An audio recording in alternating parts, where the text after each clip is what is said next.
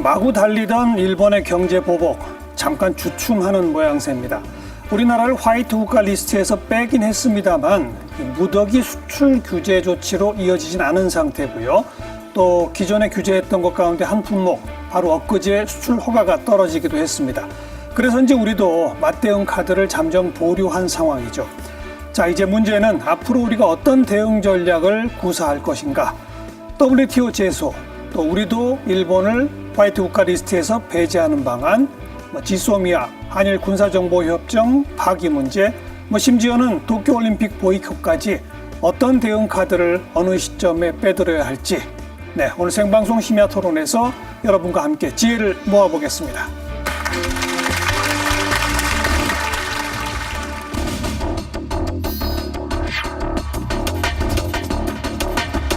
アジアで唯一の該当国でありました韓国が除外されることになります。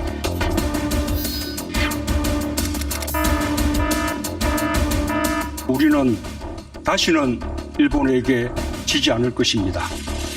앞으로 벌어질 사태의 책임도 전적으로 일본 정부에 있다는 점을 분명히 경고합니다.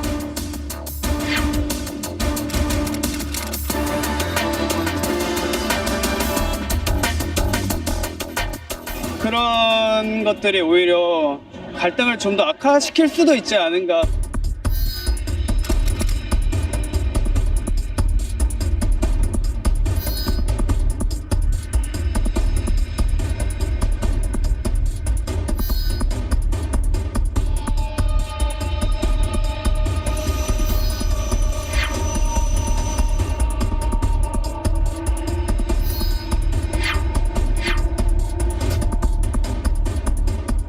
우호 동맹국 간의 관계 이런 것들이 복합적으로 있기 때문에 우리 정부에서도 그런 부분에 대해서 매우 신중하게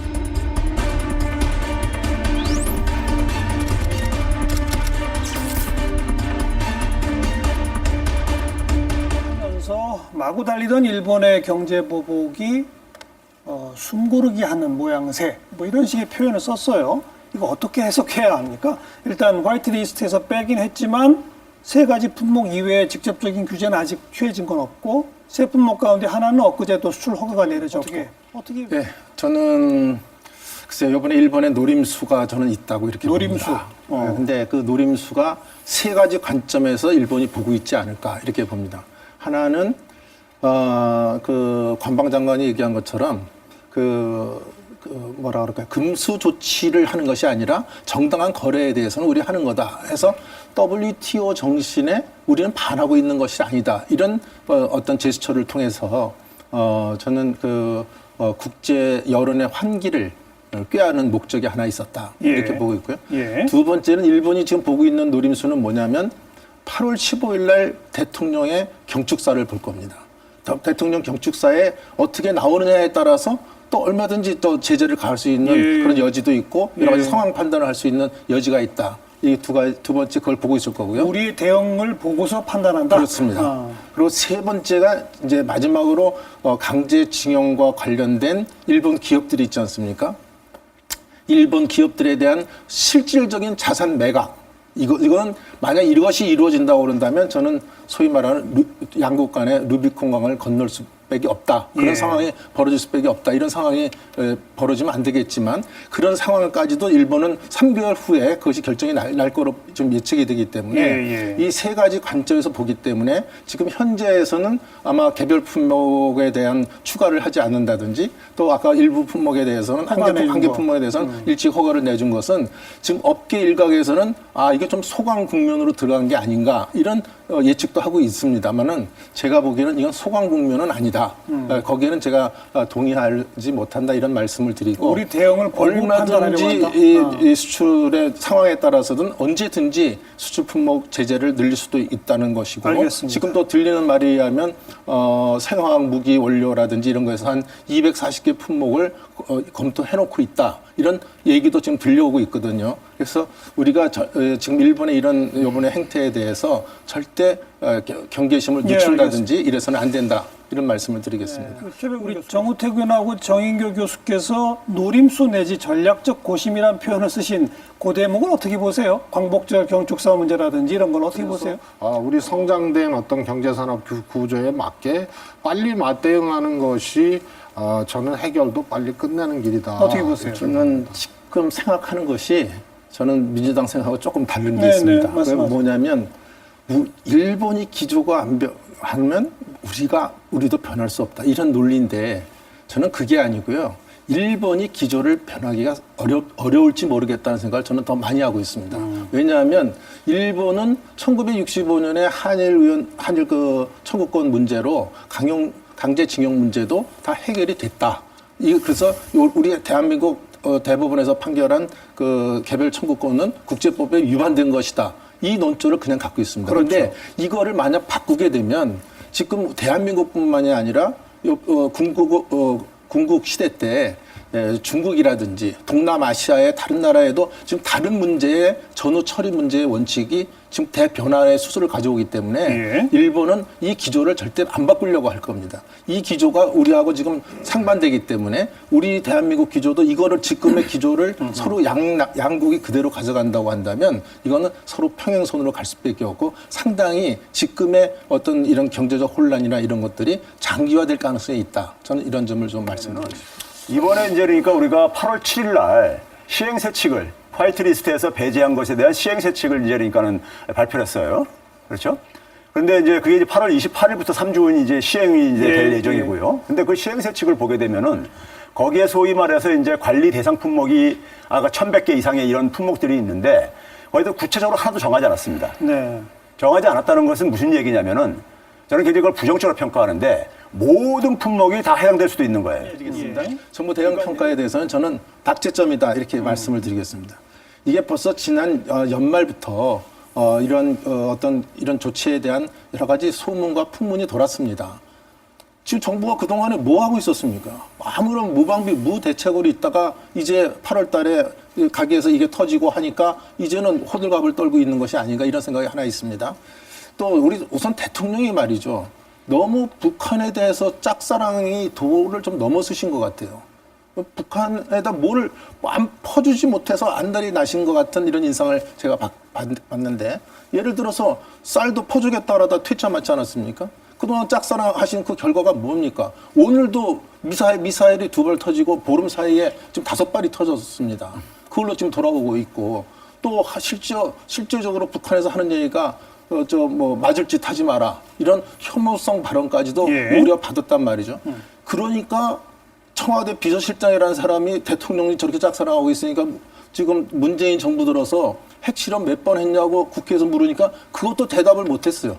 비서실 직원 뒤에서 무슨 쪽지 하나 주는 사람이 없을 정도로 이렇게 하는가 하면은 이 나라의 경제부총리라는 사람은 5년 내에 기술 자립하겠다고 입에 침도 안 마르고 그런 얘기를 했단 말이죠.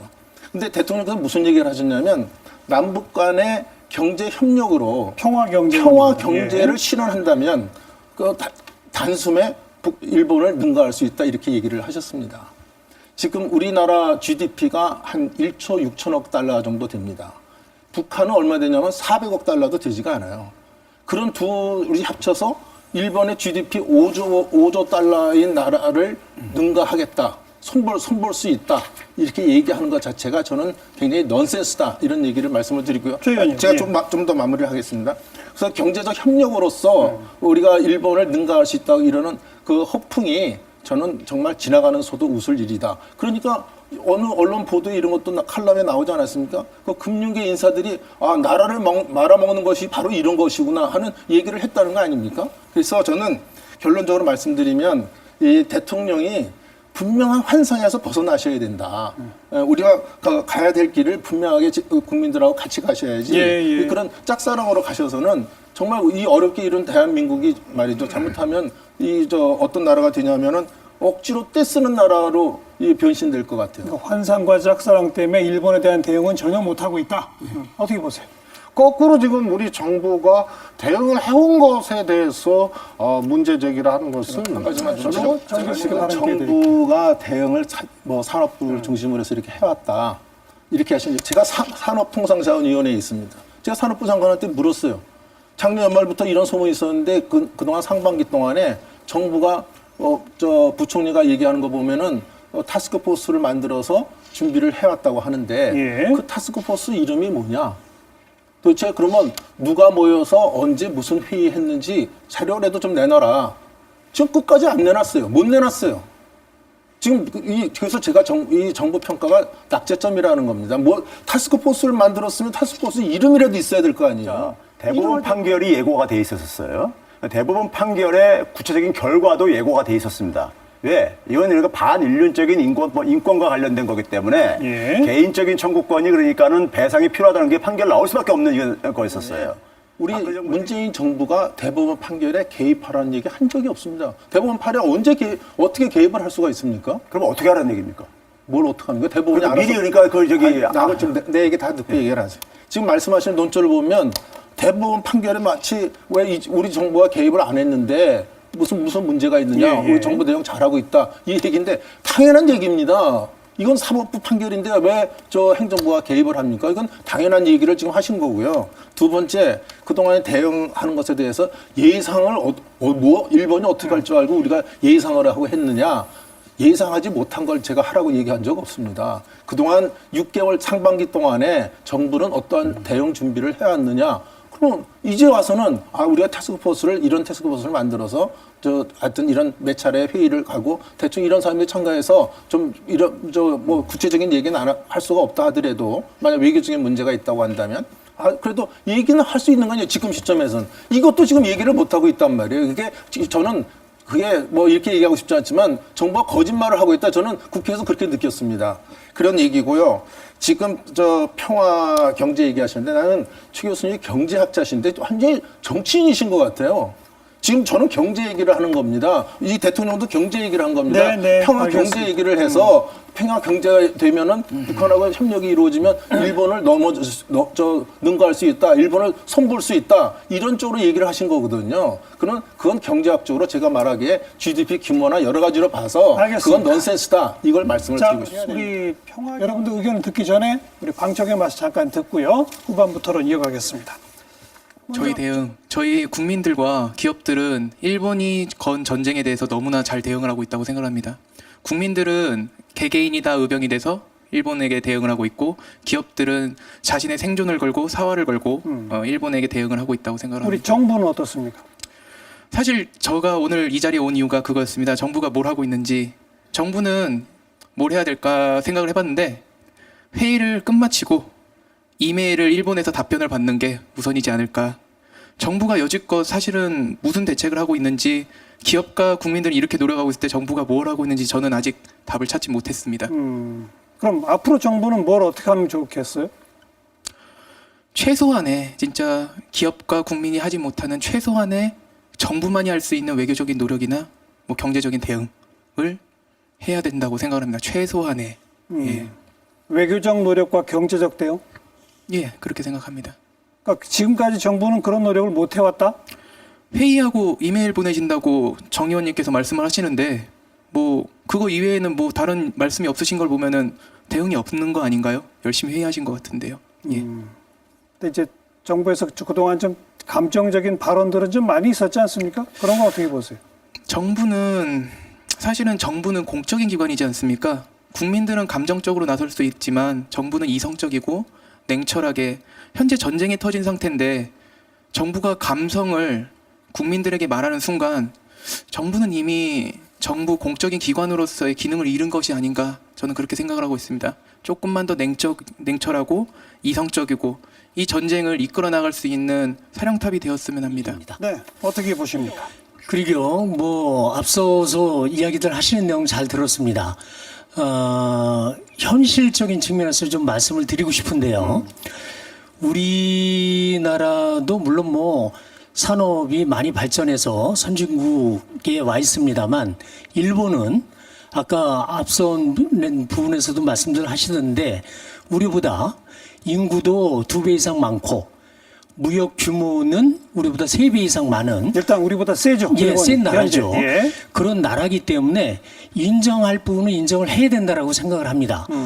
경제라는 것은 기업이라는 것은 이익을 내기 위해서 죽기 살기로 일하는 집단 예, 아니에요. 예. 그런 사람들한테 일본이 저렇게 경제적인 뭐 규제를 할까 보복을 하고 있는 마당에 그렇더라도 우리는 현실적인 측면을 감안을 해서 물밑 대화를 하든 정면 대항을 하든 그것은 정치 권력이나 외교 권력에서 할 일이고 경제인들이 살아갈 수 있도록 그런 역할을 다 해주시는 것이 그들의 역할이다. 우리 경제에 피해가 없도록 해달라. 그렇죠. 어떻게 하면 그게 될까요? 그러게요. 뭐 지금 자막에서도 많이 나옵니다만 우리의 그 대통령님도 나오고 일본의 아베도 나오네요. 저분들이 만나야 될 것 같아요. 어떤 형태를 취하든지 간에 만나서 밀약을 하든 무엇을 하든 협약을 해서 그런 부분을 해소시켜주고 경제인으로 하여금 기업인으로 하여금 교역에 적극 노력할 수 있도록 알겠습니다. 그런 역할을 해주는 것이 좋겠다라고 생각을 합니다. 뒤에 분 자기소개 좀 해주시고요. 어떻게 하는 게 좋겠어요? 조 의원부터.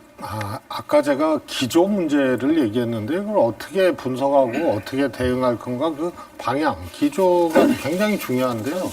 저는 기조상으로 저 얘기를 하시는데 그것도 한마디만 제가 언급을 하면은 우선 뭐 요새 노 아베 이게 많이 이제 노 재팬에서 노 아베로 바뀐 건 아주 그건 잘 된 거라고 저는 보고 있습니다. 아베 그 수상이 이런 정치적 역사적 문제로서의 어떤 강제징용 문제 이 문제를 갖고 경제 보복으로 이 조치를 취했다는 것은 저는 이건 상당히 잘못된 것이다. 그래서 우리도 여기에 참을 수가 없다. 여기에 대응을 해야 된다는 데 대해서는 저는 동의합니다.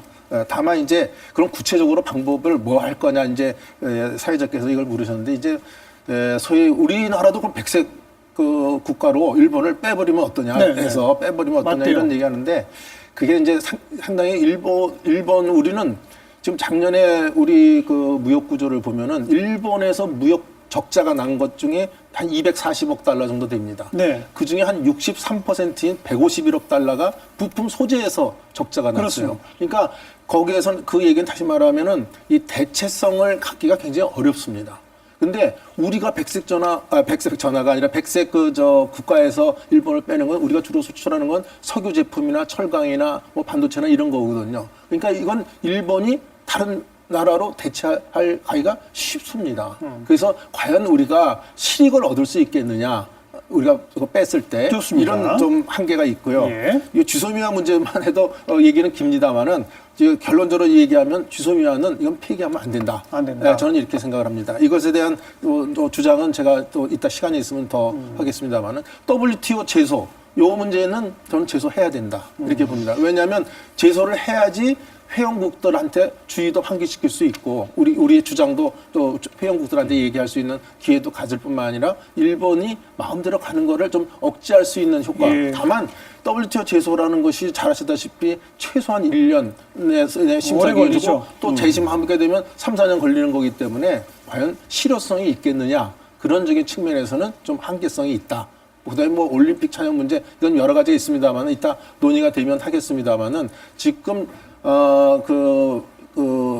사실 일본이 우리나라에다 급소를 찔른 게 반도체에다 급소를 찔러지 않습니까? 우리로서는 상당히 급소가 찔린 겁니다. 그러면 우리도 일본을 그렇게 꼼짝 못하게 할 급소가 뭐냐 하는 걸로 우리 지금 정부가 좀 만지작거리고 있는 것이 이 쥐소미아입니다. 이 쥐소미아 문제 이것인데 저는 오히려 지금 이게 이따 토론이 혹시 있을지 모르겠습니다만은 오히려 쥐소미아 폐기를 한국이 먼저 주동이 돼서 하는 것을 저는 아베가 원하고 있는 것이 아닐까 이런 의구심을 갖습니다. 오히려 짧게 설명해 주시죠. 왜 그렇습니까? 그 이유는 한국이 만약 떨어져 나가면 미일 동맹이 훨씬 단단하고 공고히 할 수 있어서 지금 아베가 원하는 그 평화 헌법의 교체라든지 군사 대국을 만드는데 더 유리한 입장을 가질 수 있다. 이런 것을 저는 생각을 할 수 있고요. 한미일 공조에서 한국이 빠지고 미일 공조를 강화하는 쪽으로 일본은 오히려 원할 수 있다. 팔도 정축사 대통령은 뭘 담아야 한다는 얘기